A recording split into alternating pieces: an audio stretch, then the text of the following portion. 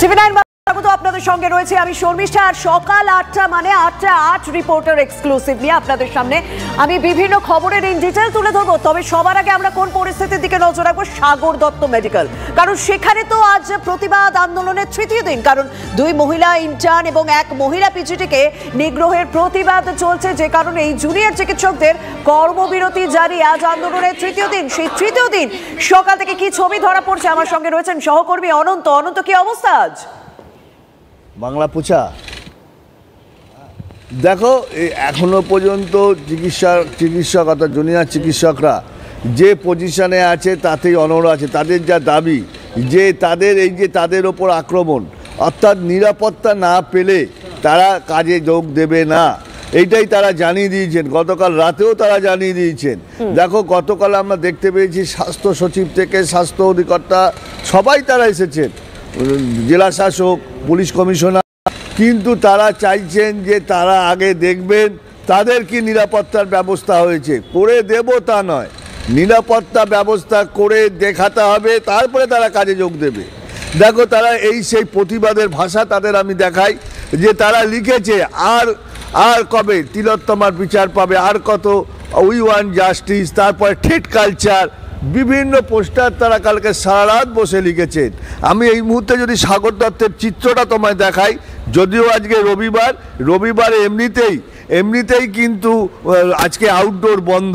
তবে আউটডোর কেন, এমার্জেন্সি তো চিকিৎসকরা, জুনিয়র চিকিৎসকরা তারা বসছেন না, তারা সিনিয়র যারা চিকিৎসক আছেন তারাই সেই দায়ভার তারা সামলাচ্ছেন, তারা তাদের ট্রিটমেন্ট দিচ্ছেন। দেখো, তোমাকে দেখাচ্ছি ফিভার ক্লিনিক। এই ফিভার ক্লিনিক আজকে যদিও রবিবার বন্ধ, একটু কম থাকে, কিন্তু সেখানে প্রতিবাদ আন্দোলনটা জারি রয়েছে। কারণ তৃতীয় দিন তারা দাবিগুলো রেখেছে, নিরাপত্তার দাবি, সেই নিরাপত্তার দাবি পূরণ করতে হবে, যে কারণে আজ জুনিয়র ডক্টরস ফ্রন্টের পক্ষ থেকেও কিন্তু মশাল মিছিলের ডাক দেওয়া হয়েছে সমস্ত মেডিকেল কলেজ থেকে। রাজ্যকে দুদিনের ডেডলাইন দিয়ে সোমবার বিকেল থেকে ফের পূর্ণ কর্মবিরতির ডাক দিয়েছেন জুনিয়র চিকিৎসকরা। সেই সঙ্গে আন্দোলন আরো তীব্র করার হুঁশিয়ারিও দিয়ে রেখেছেন। সাগর দত্ত হাসপাতালে স্বাস্থ্যকর্মীদের উপর হামলার প্রেক্ষিতে নতুন করে কোমর বাঁধছেন জুনিয়র ডাক্তাররা। 30শে সেপ্টেম্বর সুপ্রিম কোর্টের শুনানি এবং আদালতে রাজ্য সরকার কি রিপোর্ট পেশ করে সেদিকে প্রত্যেকের নজর রয়েছে।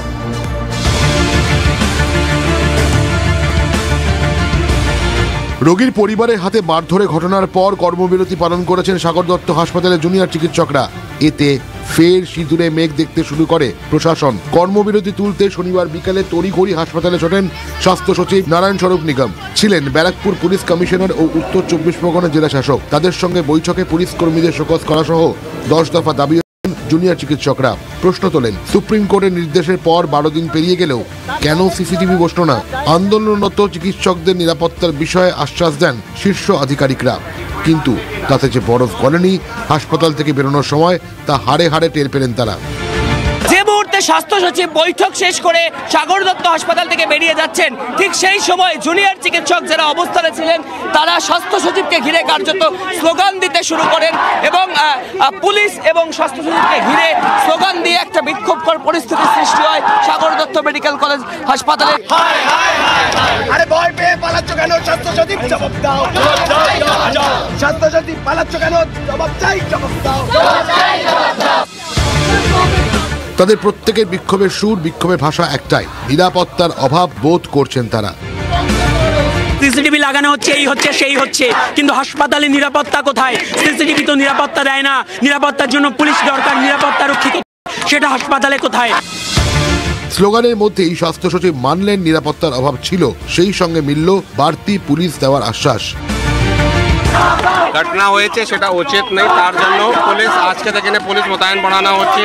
অ্যাডিশনাল প্রায় 250 বেশি সিসিটিভি কাজ আজকে থেকে আরম্ভ হচ্ছে। ওদের rest room and all other থিংসের কাজও করা হচ্ছে। পার্টিকুলারলি এখানে এমার্জেন্সি পার্ট নিয়ে ইস্যু ছিল অ্যাক্সেস কন্ট্রোলটা, কি অনেক সময় পেশেন্ট পার্টির সঙ্গে কতজন ঢুকবে আর না ঢুকবে সেটা নিয়ে আলোচনা হয়েছে। আমরা যে আলোচনা যেটা বিন্দু আসছে ওটা ইমপ্লিমেন্ট করব। প্রশাসনিক কর্তারা বেরিয়ে যেতেই জেনারেল বডির মিটিংয়ে বসেন জুনিয়র চিকিৎসকরা। সেই বৈঠক শেষে তারা জানিয়ে দেন সোমবার থেকে রাজ্য জুড়ে ফের পূর্ণ সময়ের কর্মবিরতিতে যাচ্ছেন তারা, সঙ্গে আন্দোলনের ঝাঁজ বাড়ানো হুঁশিয়ারি।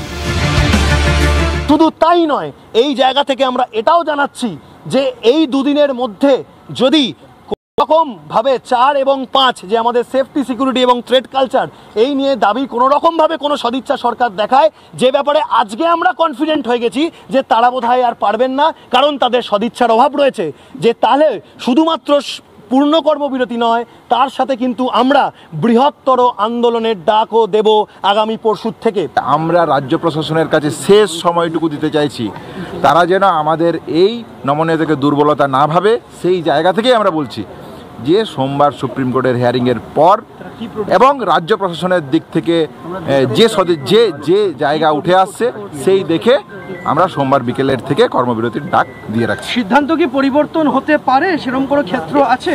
যদি রাজ্য প্রশাসন বা সুপ্রিম কোর্টের দিক থেকে সেই রকম জায়গা তারা দেখাতে পারে, তাহলে সেই সিদ্ধান্ত হতে পারে। আমরা যে মেল পাঠিয়েছিলাম তা তো আলোচনার জন্য পাঠিয়েছিলাম, কোনো সদুত্তর কি এসেছে? তার জায়গায় কি হলো, সাগর দত্তের মতো একটা ঘটনা করলো, কি বলা হলো আরেকটা আরজিকর করে দেওয়া হবে। কাদের সাহসে করছে? কি শাসক দলের বিধায়ক বলছে যে ডাক্তারদের গিয়ে 50 জন ডাক্তারকে উঠিয়ে দেওয়া হবে, 50,000 লোক গিয়ে। এটার মানে কি? তার মানে সদিচ্ছা নেই, এটাই ধরতে হবে। আমরা সদিচ্ছা তো এতদিন ধরে দেখাচ্ছি, সদিচ্ছাটা নেই। এটা যদি বারবার প্রমাণ হতে থাকে, আমাদের আন্দোলন কিন্তু এত তীব্রতর হবে, শাসক কিন্তু ভয় পেতে বাধ্য হবেন, এটুকু আমরা জানিয়ে রাখছি। ডাক্তারদের প্রতিনিধিরা বলেন যে সোমবার দিনকে যে সুপ্রিম কোর্টের হিয়ারিং রয়েছে এবং রাজ্যের প্রশাসন কী সিদ্ধান্ত নয় সেটার ওপর বিবেচনা করে সিদ্ধান্ত হয়তো পাল্টাতে পারে, তবে তারা পূর্ণ কর্মবিরতির যে ডাক দিয়েছেন সেই ব্যাপারে যে তারা অনড় তা কিন্তু বোঝা যাচ্ছে। ক্যামেরায় কল্যাণের সঙ্গে কৌস্তব গঙ্গোপাধ্যায়, TV9 বাংলা, কামারহাটি।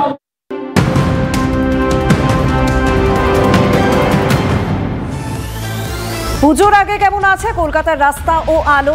আগামী সোমবার রাতে কলকাতা পুরসভার শীর্ষ আধিকারিকদের নিয়ে শহরের পথঘাটের অবস্থা দেখতে বেরোবেন মেয়র।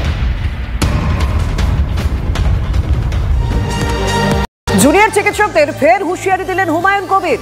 50 জন ডাক্তারকে ঘরে ঢুকিয়ে দিতে সময় লাগবে না, হুঙ্কার ভরতপুরের তৃণমূল বিধায়কের। এখন জেলে পুরুক, তারপর জেল থেকে বেরিয়ে কি হয় দেখিয়ে দেবো, হুমকি হুমায়ুন কবিরের।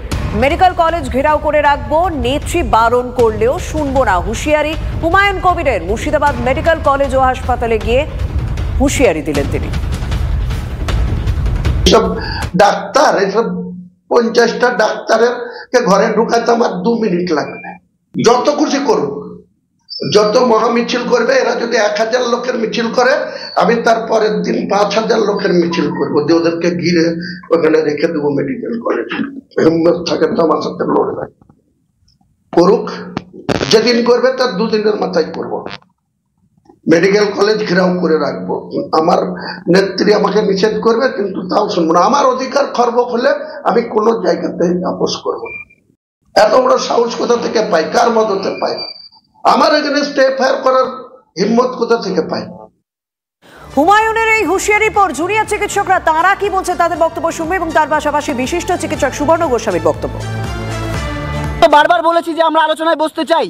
আজকে আলোচনা করে কি হচ্ছে? আমরা তো মেল পাঠিয়েছিলাম, আমরা যে মেল পাঠিয়েছিলাম তা তো আলোচনার জন্য পাঠিয়েছিলাম। কোনো সদুত্তর কি এসেছে? তার জায়গায় কি হলো? তার জায়গায় দেখা গেল বলা হচ্ছে যে থ্রেট কালচার কি সেটা নাকি কেউ জানে না। তার জায়গায় কি হলো, সাগর দত্তের মতো একটা ঘটনা করলো, কি বলা হলো আরেকটা আরজিকর করে দেওয়া হবে। কাদের সাহসে করছে? কি হলো, শাসক দলের বিধায়ক বলছে যে ডাক্তারদের গিয়ে 50 জন ডাক্তারকে উঠিয়ে দেওয়া হবে, 50,000 লোক গিয়ে। এটার মানে কি? তার মানে সদিচ্ছা নেই, এটাই ধরতে হবে। আমরা সদিচ্ছা তো এতদিন ধরে দেখাচ্ছি, সদিচ্ছাটা নেই। এটা যদি বারবার প্রমাণ হতে থাকে, আমাদের আন্দোলন কিন্তু এত তীব্রতর হবে, শাসক কিন্তু ভয় পেতে বাধ্য হবেন, এটুকু আমরা জানিয়ে রাখছি। তৈরি করবেন, অথচ তারাই আইন ভাঙার কথা বলবেন। আমরা আইনি যা ব্যবস্থা, ওনাকে আইনি নোটিশ ইত্যাদি পাঠাবো, ডেফিনেটলি আমরা আদালতের নজরে আনবো। আমাদের রাজ্যে আইনের শাসনের বদলে এই সব সমাজ বিরোধীদের শাসনটাই এখন হচ্ছে যে এটা গত 12-13 বছরে আমাদের পশ্চিমবাংলায় এটা করে দিয়েছে। এটাই পরিবর্তন হয়েছে, এই পরিবর্তনটাই হয়েছে। এই যে পরিবর্তন চাই বলে আমরা দেখেছিলাম বিভিন্ন জায়গাতে, এই পরিবর্তনটাই হয়েছে। আইনের শাসন থেকে সমাজ বিরোধীদের হাতে চলে গেছে পুরো ব্যবস্থাটা।